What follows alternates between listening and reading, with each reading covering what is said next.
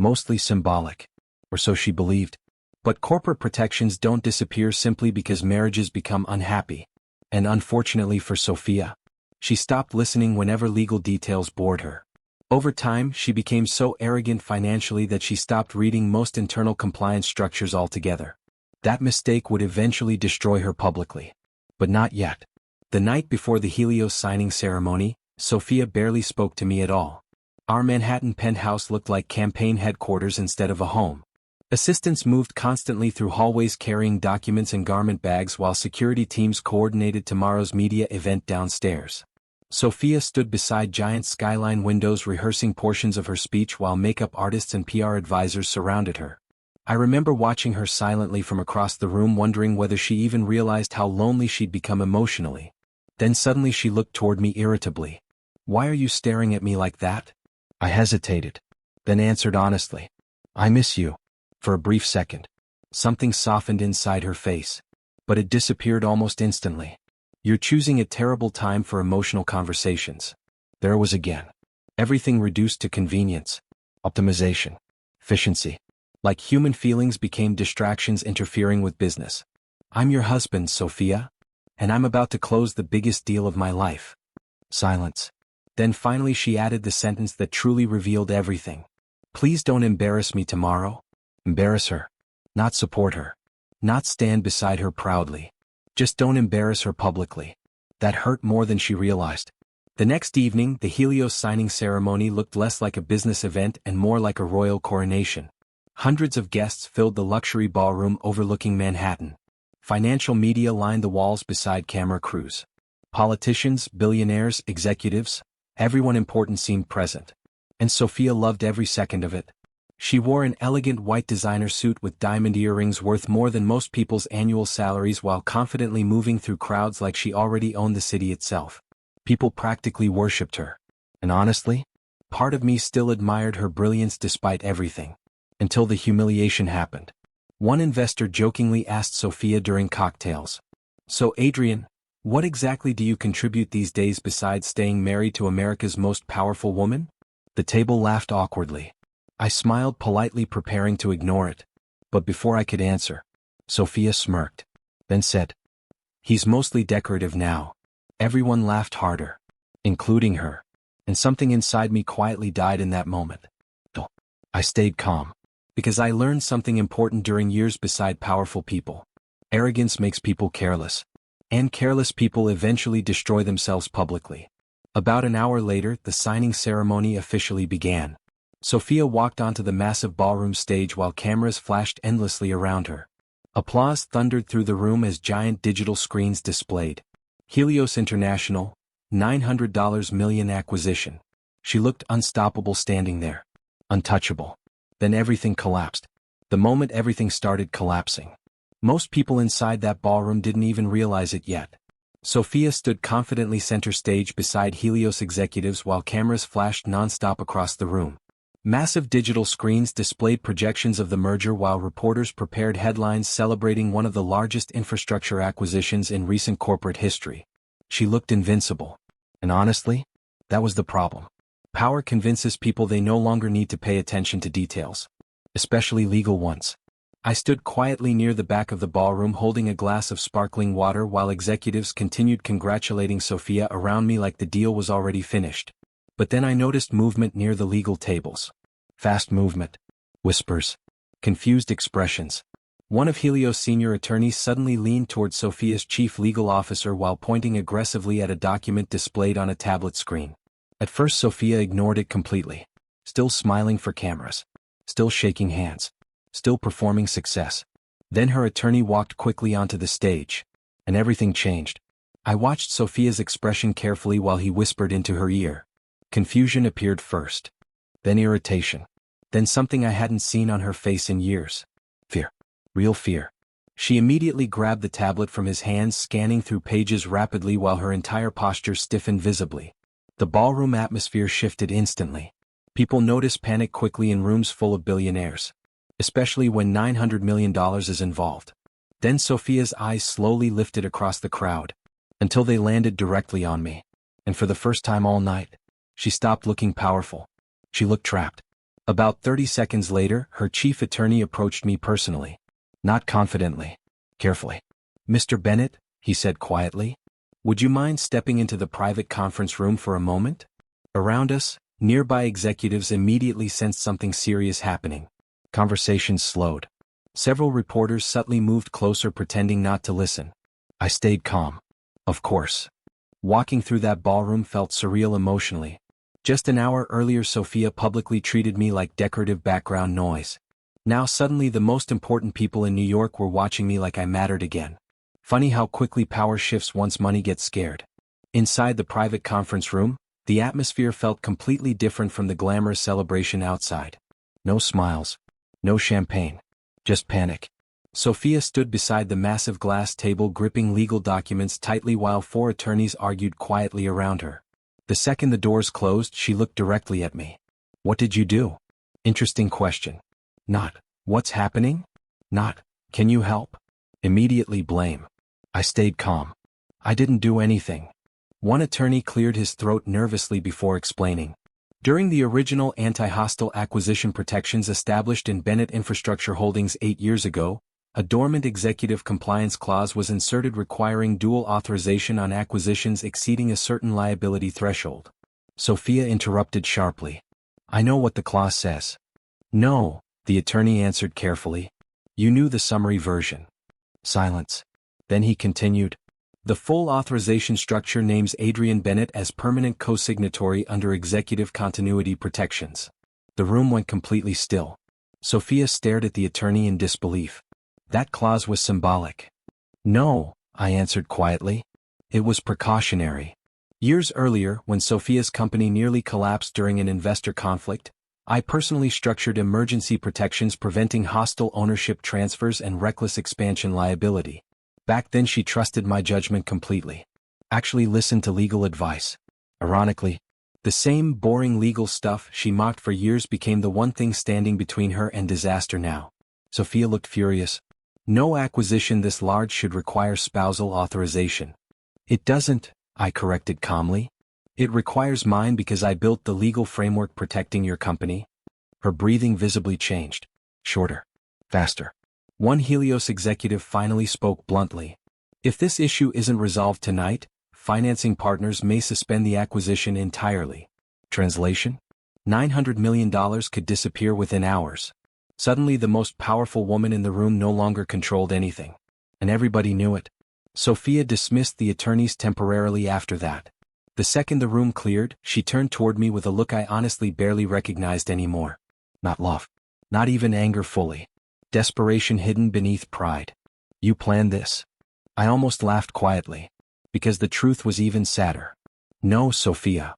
I stepped closer slowly. "You just stopped respecting the details." That sentence hit hard because deep down, she knew it was true.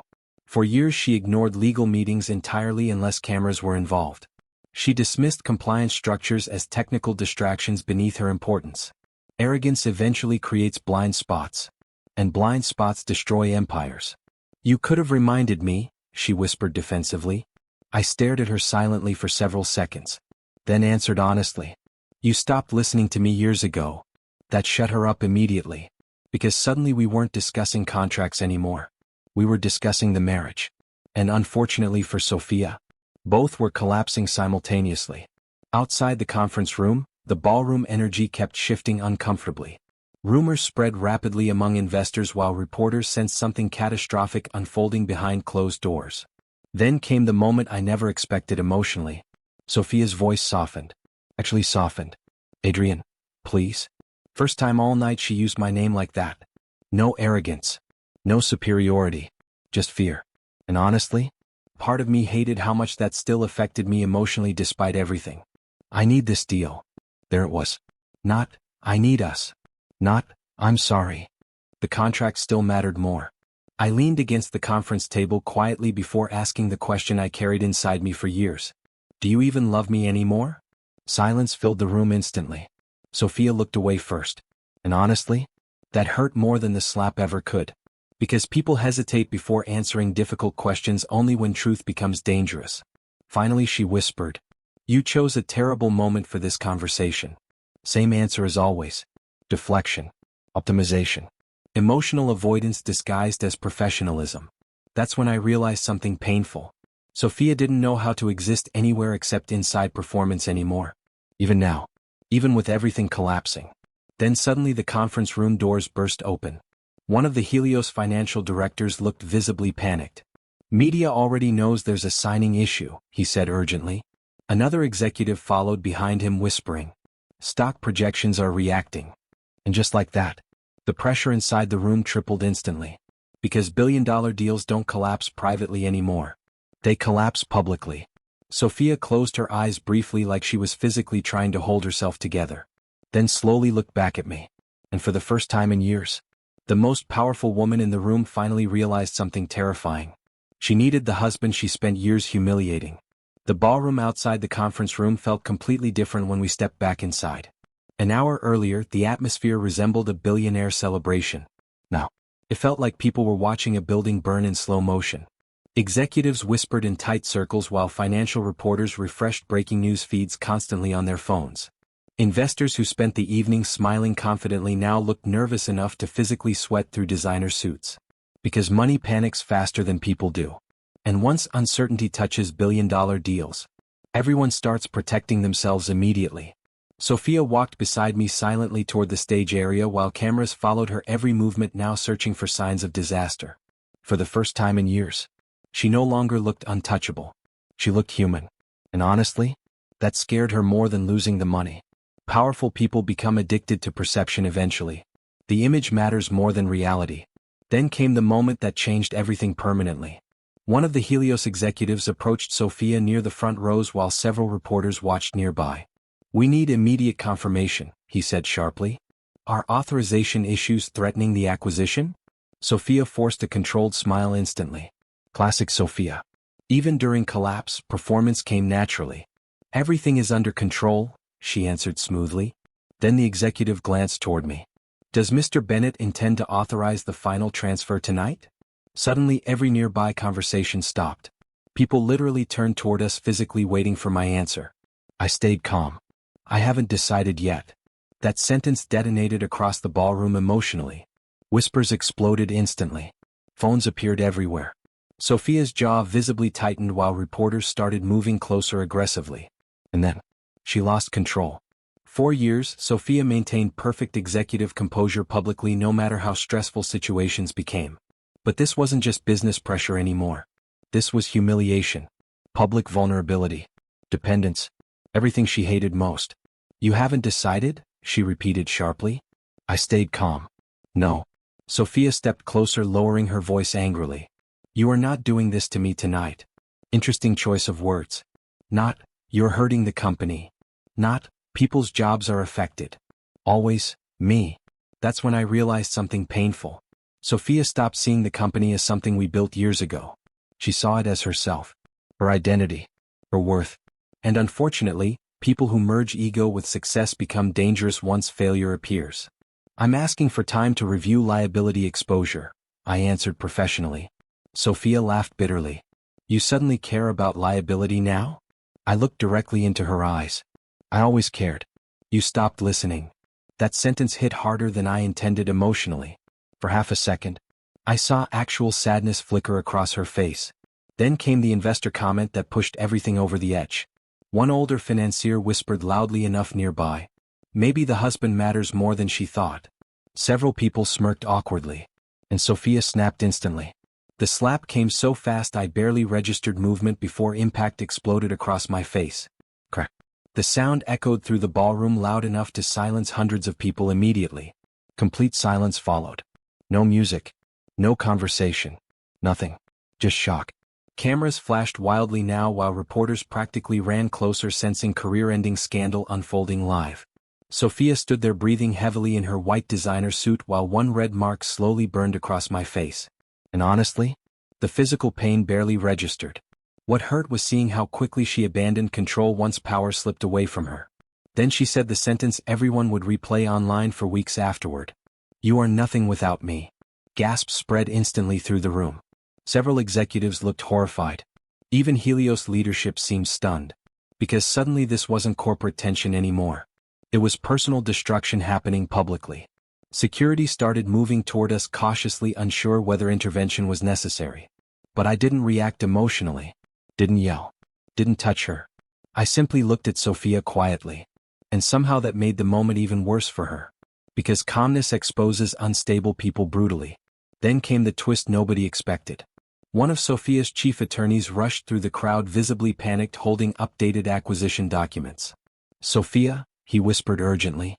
She ignored him, initially still staring at me furiously. "Sophia," he repeated louder.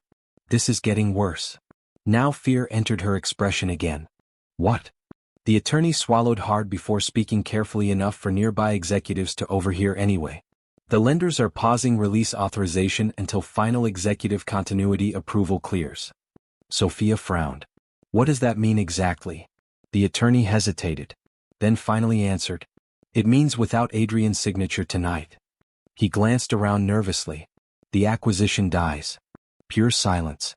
I'll never forget the expression on Sophia's face right then. Not anger. Not arrogance. Terror. Real terror. Because suddenly she understood the full reality of what just happened publicly.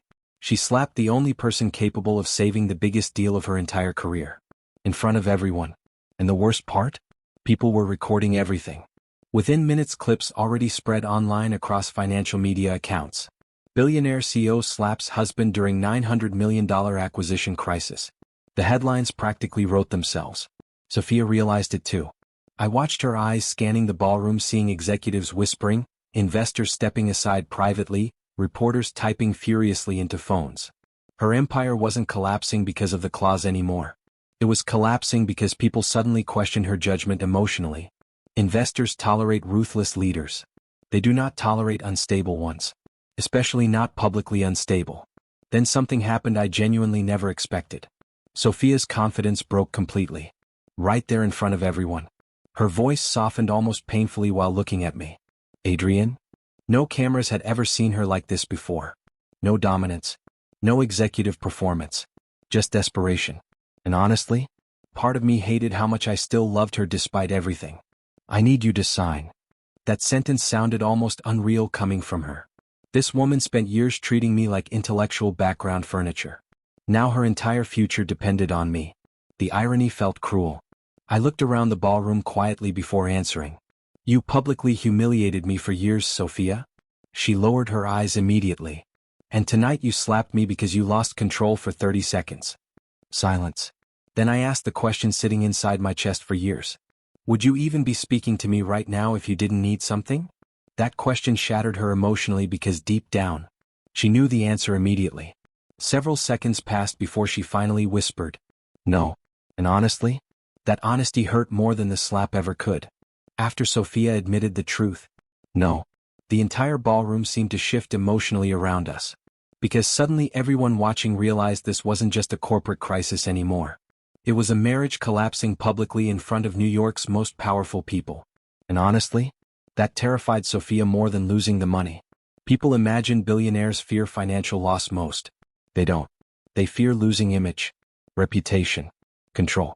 And right now, Sophia Bennett, the woman financial magazines called America's Iron Executive, looked emotionally shattered under hundreds of cameras.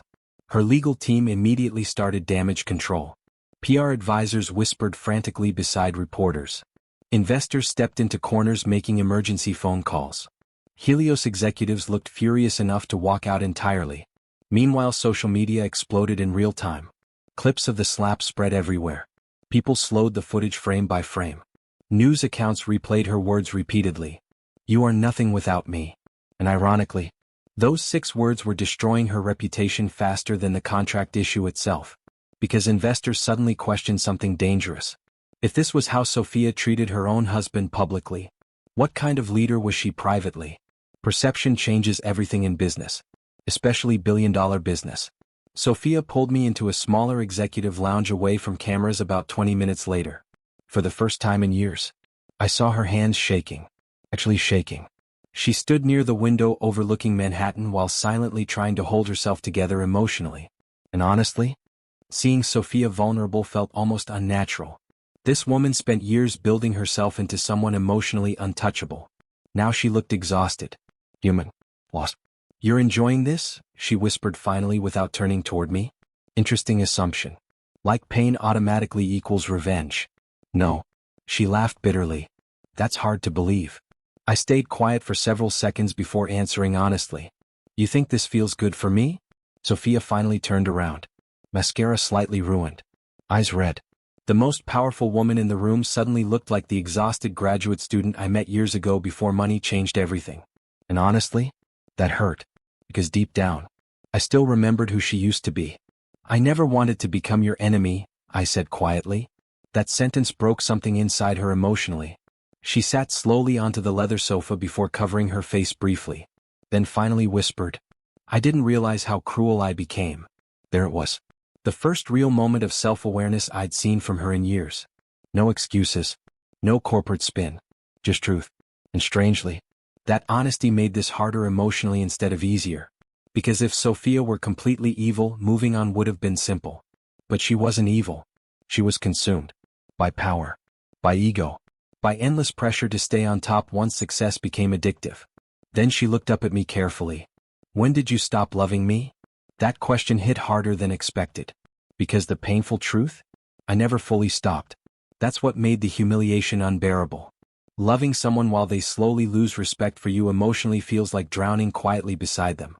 "I stopped recognizing us," I answered softly. Sophia's eyes immediately filled again. And for the first time all night, there were no cameras watching. No investors. No audience. Just two exhausted people sitting inside the wreckage of a marriage money poisoned slowly over time. Then came the sentence I think she carried secretly for years. "I was jealous of you." That shocked me completely. "You?" She nodded weakly. "You stayed emotionally stable." I frowned slightly confused. Sophia laughed painfully at herself. "Do you know what happens when people start worshipping you professionally?" Silence. "You stop knowing who actually loves you." That sentence changed something inside me emotionally. Because suddenly I saw the hidden loneliness beneath her arrogance for the first time. The higher Sophia climbed, the more transactional her world became. Executives wanted access. Politicians wanted influence. Investors wanted profit. Everyone needed something. And somewhere during that rise, she started viewing our marriage through the same lens too. Transactional. Performance-based. Optimized. Then she whispered something I genuinely wasn't prepared for. "The only person who ever treated me normally was you." That hurt almost physically hearing it. Because ironically, that was probably why she eventually stopped valuing me emotionally. Familiarity becomes invisible to ambitious people sometimes. Especially when the entire world constantly feeds their ego elsewhere. Outside the lounge, another wave of panic hit the ballroom. Apparently Helios investors were threatening temporary suspension unless the authorization issue resolved within the hour. Time was running out fast.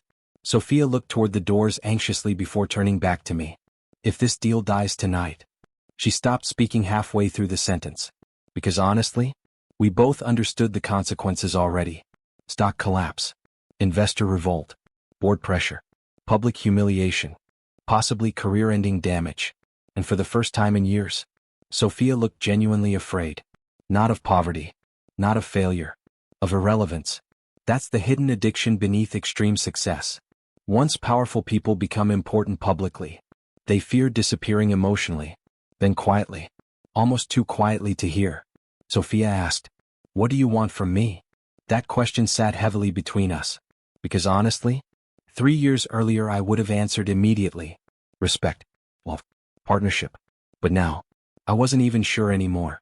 I looked toward the rain beginning outside Manhattan windows while trying to understand my own emotions. Then finally answered truthfully. "I wanted you to stop treating me like I mattered less because you earned more." Sophia immediately started crying again. Not dramatic crying. The quiet kind powerful people do when they finally stop pretending.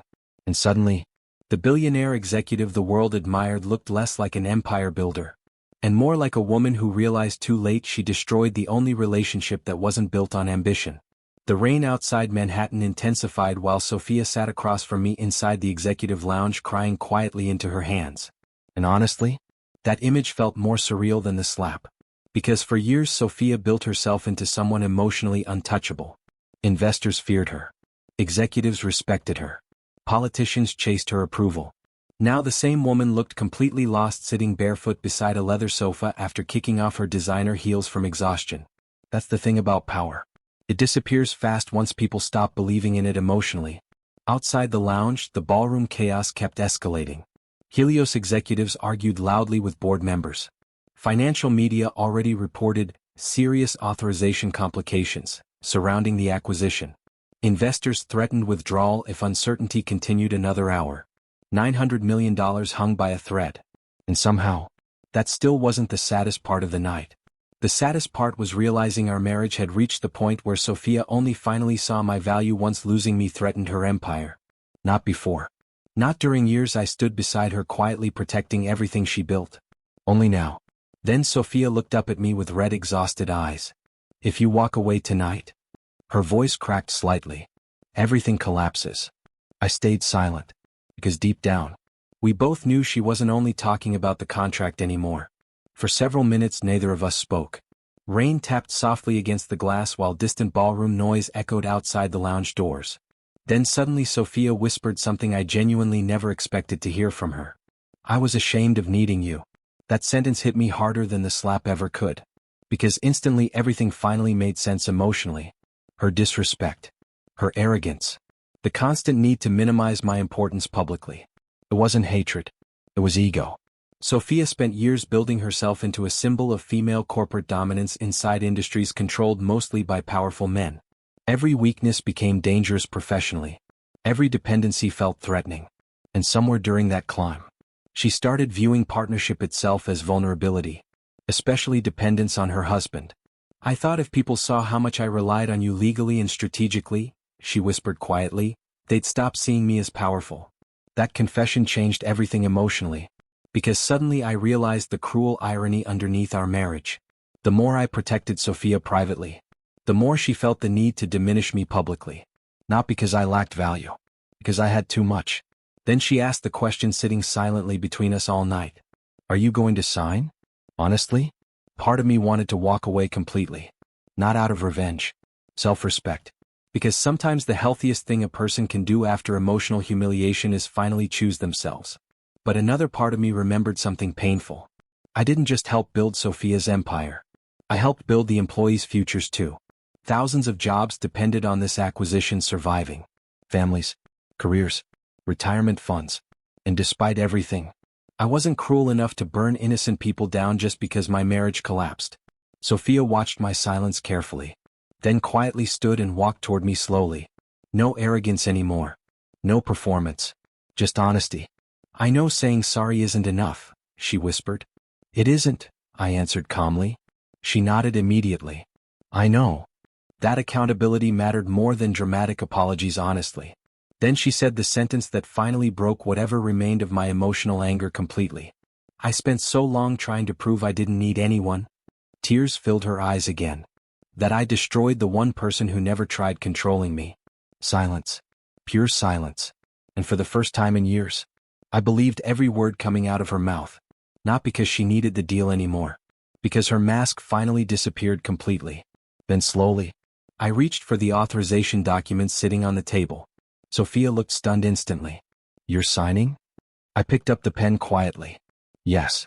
She stared at me speechless. Why? I paused for several seconds before answering honestly. Because I don't want becoming cruel to be the final thing this marriage teaches me. That sentence shattered her emotionally. She started crying openly while I signed the final authorization pages calmly beneath billion-dollar acquisition language most people inside that ballroom would never fully understand. One signature. That's all it took. Seconds later, Helios executives practically exploded with relief outside the lounge once confirmation reached them. Reporters rushed to update headlines. Investors relaxed visibly. The empire survived. But honestly, something else ended permanently that night. After the signing finalized, Sophia looked at me carefully. What happens to us now? That question hung heavily between us. And deep down, I think we both already knew the answer. Some relationships survive betrayal. Others survive humiliation. But once respect dies slowly over years, love eventually suffocates beside it. I looked toward the ballroom where cameras already prepared to celebrate Sophia publicly again. Then back at the woman I once believed would grow old beside me. And honestly, I felt grief more than anger now. I think, I answered softly, we finally became strangers. Sophia closed her eyes immediately like the sentence physically hurt. Because deep down, she knew it was true.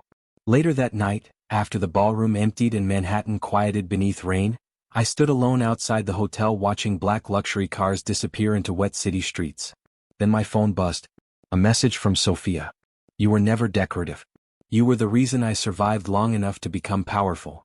I stared at the screen silently for a long time before locking the phone without replying. Not because forgiveness was impossible, but because sometimes people realize your value only after destroying the relationship that protected it. And somewhere beneath the cold Manhattan rain, I finally understood something important. The slap didn't humiliate me. It exposed the loneliness hidden inside a woman who spent years chasing power while slowly losing the only person who ever loved her without needing anything in return. I picked up the pen quietly. Yes. She stared at me speechless. Why? I paused for several seconds before answering honestly. Because I don't want becoming cruel to be the final thing this marriage teaches me. That sentence shattered her emotionally.